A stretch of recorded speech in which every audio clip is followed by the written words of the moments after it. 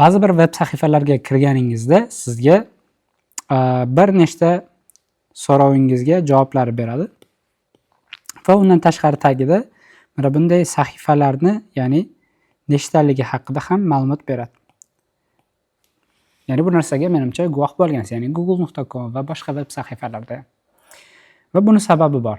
Ya'ni bir vaqtning o'zida katta ma'lumotlarni render qilish yoki ma'lumotlarni yuborish bu juda ham ko'p quvvat talab qiladi, ya'ni resurs talab qiladi.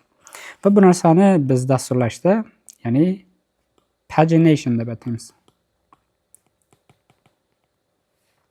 Pagination bu katta ma'lumotlarni bir nechta sahifalarga bo'lish degan. Va buni endi SQL bilan qanday aloqasi bor degan savol berishingiz mumkin. Keling, albatta buni aloqasi bor. Ya'ni bu yerda nimalar katta rol o'ynashligi haqida siz bilan amaliy ko'rib ketamiz. Va bizda mana bunday table, ya'ni jadvallarimiz bor. Misol uchun, keling birinchi o'rinda jadvallar ko'rib oladigan bo'lsak, phones bor, posts bor, students, users bor. Va bizga ko'proq students bilan ishlash hozir to'g'ri kelsa kerak. Chunki nega? U yerda ko'proq ma'lumotlar bor, ya'ni adashmasam 50 taga yaqin ma'lumot bor.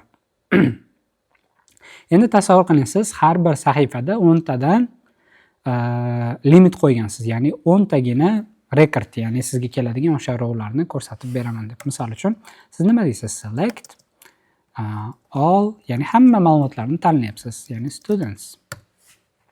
Bunday qilsangiz hamma ma'lumotlar beryapti. Bizga unday kerak emas. Biz endi bu yerga aytamiz, hey, limit 10 ta bo'lsin. Qiyin emas, enterni bosamiz, bizga u haqiqatan 10 tagina ma'lumotni berdi. Endi nima degan savol kelishi mumkin.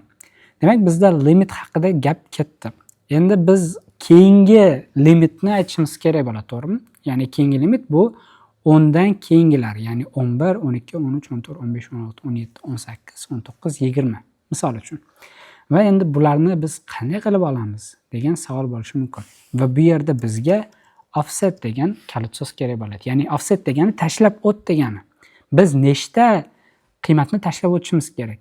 Limit doim bir xil turaveradi bizda, ya'ni biz doim 10 ta ma'lumotni beramiz, lekin page'larga bo'lganimizda endi offsetlarni boshqarishimiz kerak. Ya'ni endi 10 ta tashlab o'tdimiz, ya'ni 1 dan 10 gacha ma'lumotlar hammasini tashlab yuboradi, ya'ni tashlab sakrab o'tib va 11 dan boshlab bizga ma'lumotlar ko'rsatadi. Vola, demak ko'rib turganingizdek bizga yana 10 ta sahifa berdi. Endi keyingisini qanaqa hisoblaymiz desangiz, xuddi shuni, ya'ni endi biz 1 dan 10 gacha ma'lumotlar ko'rdik, ikkinchi sahifada 11 dan 20 gacha ma'lumotlar ko'rdik, uchinchi sahifada biz endi oldingi 20 ta rekordni, ya'ni qatorlarni ko'rmoqchi emasmiz. Va biz siz to'g'ri topganingizdek 20 ta o'tkazib yuborishimizga to'g'ri keladi. Agar biz 30 dan keyingini ko'rmoqchi bo'lsak, to'g'ri, demak mana shunday. Va bu narsa pagination uchun sizga juda ham katta qo'l keladi degan umiddaman. Ya'ni bu yerda paginationni bir nechta texnikalari bor. Ya'ni backend dasturlashda bularni biz ko'rib ketamiz amaliyotda. Ya'ni loyihalar yasaydigan qismida albatta ko'rib ketamiz. Hozircha sizga mana shu ma'lumotlarni yetkazib bermoqchi edim. Buni o'ziga yarasha plus va minuslari bor, kamchiliklari bor va ularni keyinchalik sizlar bilan qanday qilib to'g'riroq ishlatishni, qaysi birini ishlatishni, qachon ishlatishni ko'rib chiqamiz.